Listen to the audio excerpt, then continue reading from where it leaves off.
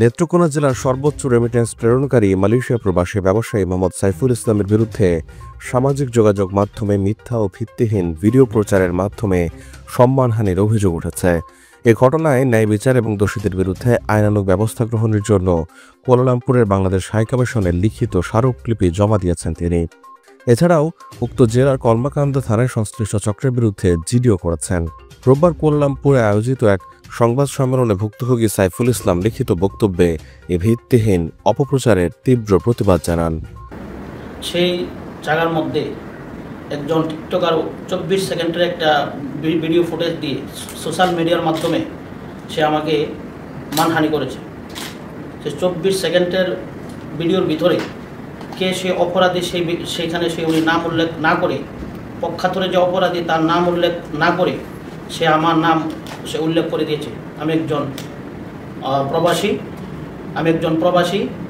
আমি এই প্রবাসীর আমাকে হেয়পূর্ণ করা হয়েছে।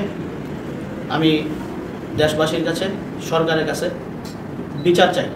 আমরা প্রবাসী, আমরা ওনাকে চিনি। উনি দীর্ঘদিন প্রবাসী অবস্থান করছেন, ব্যবসা করছেন এবং প্রবাসী আমাদের যে বাংলাদেশি কমিউনিটি আছেন সবাইকে উনি সহযোগিতা করার চেষ্টা করেন। আমরা যারা সমস্যায় পড়ি আমাদেরকে আগে আসেন, উনি সহযোগিতা করেন। বাংলাদেশেও উনি সেবামূলক বিভিন্ন প্রতিষ্ঠান এবং বিভিন্ন দাতব্য প্রতিষ্ঠানে উনি সহযোগিতা করেন।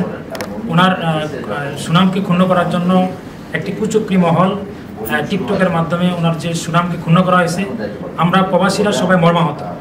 আমরা প্রবাসীদের পক্ষ থেকে, বিশেষ করে মালয়েশিয়া প্রবাসী আমরা যারা আছি, আমরা ওনাকে চিনি, জানি। ওনার যে সুনাম ক্ষুণ্ণ করা হয়েছে, এজন্য আমরা প্রবাসীদের পক্ষ থেকে বাংলাদেশের যে প্রশাসন আছে, বাংলাদেশের সোশ্যাল মিডিয়াকে যারা নিয়ন্ত্রণ করেন, আমাদের নিয়ন্ত্রণ সংস্থা, তাদেরকে অনুরোধ করব ওনার যে সুনাম ক্ষুণ্ণ করা হয়েছেন, ওনার এই সুনাম ক্ষুণ্ণ করার ক্ষেত্রে ওনারা জোর তাগিদ দিয়ে এই প্রশাসনের মাধ্যমে এর সুষ্ঠু বিচার করবেন। প্রবাসে থাকাকালীন অবস্থায় এখানে ব্যবসা বাণিজ্য করে দেশে রেমিটেন্স পাঠিয়ে দেশে কোনো কিছু করার পরে যদি কারো মানসম্মান ক্ষুণ্ণ হয়, তাহলে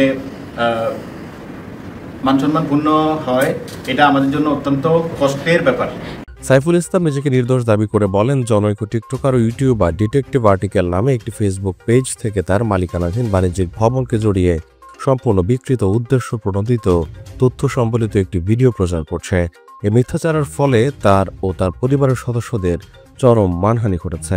হাইকমিশনে দাখিল করা আবেদনে বলা হয়, সামাজিক যোগাযোগ মাধ্যমে মানহানিকর মিথ্যা ও ভিত্তিহীন ভিডিও প্রচারের মাধ্যমে সম্মানহানি এবং এ বিষয়ে যথাযথ আইনি তদন্ত ব্যবস্থা গ্রহণে সাইফুল ইসলাম উল্লেখ করেন, তিনি দীর্ঘ 18 বছর মালয়েশিয়া বসবাস করছেন। দেশের প্রতি দায়বদ্ধতার অংশ হিসেবে তিনি নিয়মিত রেমিটেন্স প্রেরণ করে আসছেন। তিনি নেত্রকোনা জেলায় 2024-25 অর্থ বছরে সর্বোচ্চ রেমিটেন্স প্রেরণকারী হিসেবে জেলা প্রশাসন থেকে আনুষ্ঠানিকভাবে পুরস্কৃত হয়েছেন। প্রবাস কণ্ঠ, নিউজ ডেস্ক।